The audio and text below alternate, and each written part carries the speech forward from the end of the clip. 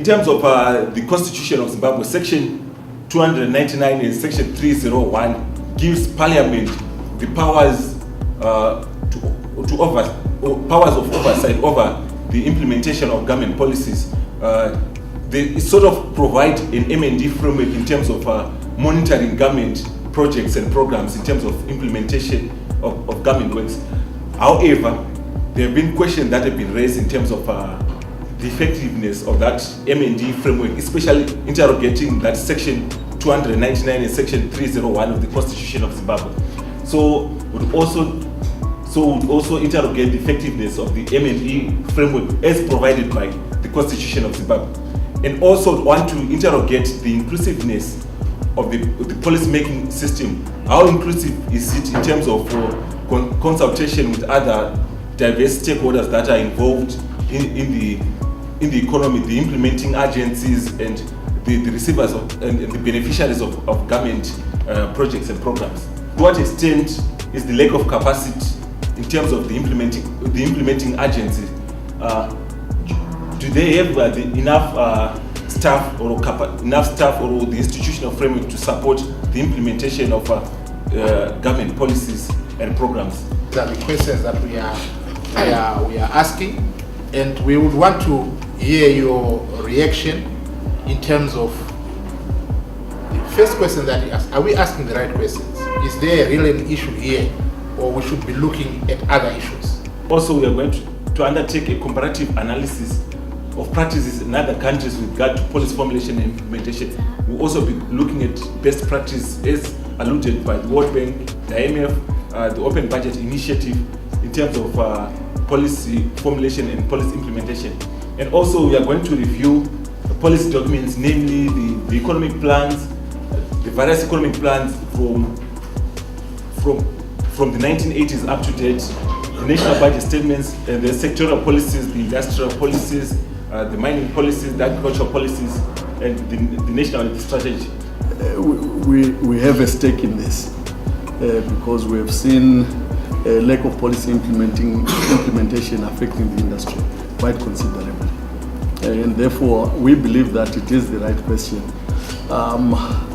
There is also the political question, and I'm not sure whether how you are going to deal with this. The issue of the party versus government, or the party versus the executive who has power and so on, and how the two interact in terms of policy, the policy discourse. Country without its own currency, obviously it faces certain limitations which other countries that have their own currencies don't have. For instance, even if you want to improve the competitiveness of local producers, for countries that have their own currencies, the relative exchange rates can determine whether exporters can perform better or not. And I think this is something which is at the center of the problems of Zimbabwe at the moment. I know that this issue of the currency is a very touchy issue. We have debated it, as you know, in various forums. Even today I was reading, somebody was saying that Zimbabwe will only have its own currency in 2023, not before that. And a lot of people are conscious of the losses that they suffered. So when you are looking at broad macroeconomic issues, I think this issue should not be put aside. It should be brought to the fore so that we can know how can we operate. What is the problem to be addressed? What does the policy state the key clients calling for the policy interventions? Is it political leaders who are calling for the development of this policy? Are they citizens? Is it the society? Is it the international community? Where exactly is the drive for the policy coming from? What source of power does the client have? If it's a citizen, where is the power coming from so that they demand that the government should have this policy? Are they deriving the power from the constitution or other rights?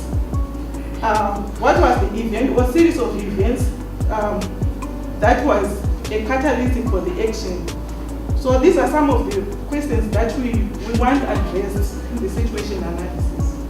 When Zim Asset was launched and when people read the document, one of the immediate issues that were raised, which now apparently shows that it was really something of concern, was that at that point in time, at the time when the program was launched, it was already clear that the amount of funding that was supposed to be for Zim asset, the sources which were identified, I think there was a list of sources of funding that was targeted, but it was already clear from the onset before implementation that there were going to be challenges, because if you looked at each one of those sources, there were already challenges associated with those sources. Our key challenge really in Zimbabwe, I guess one year will agree with me, has been it's not the lack of comprehensive policy papers, but the lack of implementation of announced policies. I believe we want to, will expect the study to look at why this has been so, that we have very nice policies on paper, but at the same time there's a lack of implementation. Where are the weaknesses? Is it the part of coordination, or is it the formulation process? The policy on indigenization, it was always almost a no-go area to discuss, either intellectually or even in the policy circles, either in finance or whichever government you're talking about. So was it a legitimate area of policy formulation for any of the institutions that you want to talk about? Or it was clear that this has been declared as a political statement, and therefore you cannot formulate any other policy outside that contradicts that. So the idea that the political climate actually determines the kinds of policies that you can actually see as legitimate policies to implement. So there is no reason why Zimbabwe should be a poor country, but it has been let down by poor policy formulation. This thing that you can just come up with something. I remember the other day we had a lot of equipment which arrived from Brazil and was packed somewhere in Masasa there. Do you know what has happened to that equipment?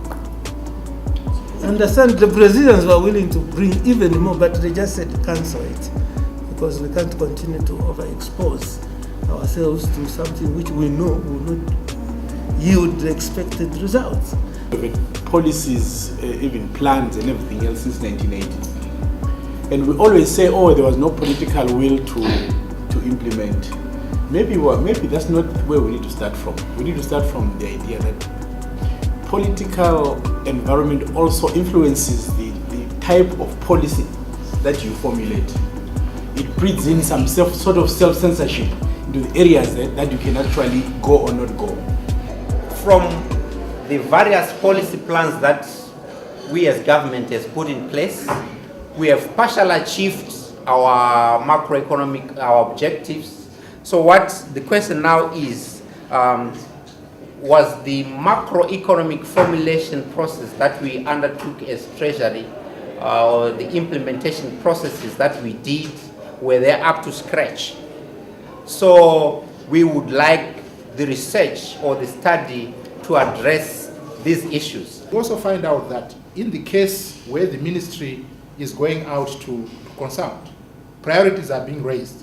But how are these linked to, if you had a plan, how are these linked to these set priorities? The issue of the domestic resources, we have been putting a lot of emphasis on how we would want to finance our own development. It is very important that we also look at how we can effectively mobilize our resources. We have the extractive sector. We've mentioned that Rwanda is progressing and it's not as richly endowed as Zimbabwe. We have the problem in our extractive sector, a lot of secrecy. We have a lot of funds flowing out, and we know that commercial activities account for the bulk of these illicit financial flows. And then how corruption then facilitates these illicit flows. I would be interested, and our organization at large would be interested, if you bring out the extent to which the marginalized groups are included in this policy formulation and implication, for example, women and youth. We as Treasury, we believe that we are doing our part. If you look at our previous budgets, We have put through a number of policies that we hope would steer our country in the right direction. We live in a political context that we cannot separate ourselves from. So, although the Constitution is very clear on separation of powers, but it's very difficult to actually practice that separation of powers. We can formulate policies that are good on paper, but it is actually the cost that determines whether it's feasible or not.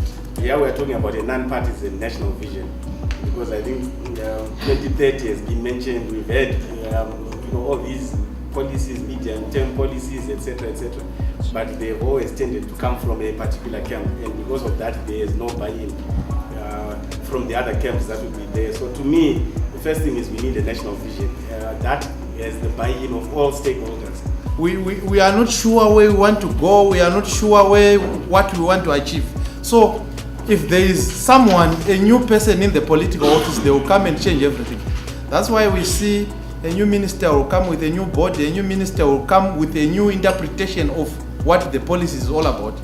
Talk of the STEM policy, there's new interpretation. Talk of the indigenization, interpretation will differ with whoever is in the office. It's because we are not drawing from the same vision. We are not sharing a vision. These things we hear about concerning corruption, that people are corrupt and so forth, they cost the country quite a lot if money is just going to people's pockets. Maybe we should cover whether institutions like ZEPARU can act as the independent policy think tank that are recognized by the rest of the society, including political parties themselves, to say if another political party comes into power, they will be able to recognize that this information is coming from ZEPARU, therefore we should be able to continue with that particular policy because it will be coming from an independent think tank that is well recognized by all members of the society. I also think that for us to have that engagement with the public should not be just at the policy formulation stage, but instead we should have a situation where the public are taken as active participants in the formulation, implementation, and even monitoring. We need technologies that will allow people to be able to access that performance, because that will bring the accountability whereby they will ask their members of parliament why this performance is there, and you will see that parliament also comes in. With the advent of technology and the vast ICTs that we have, including phones, I think we can be more transparent.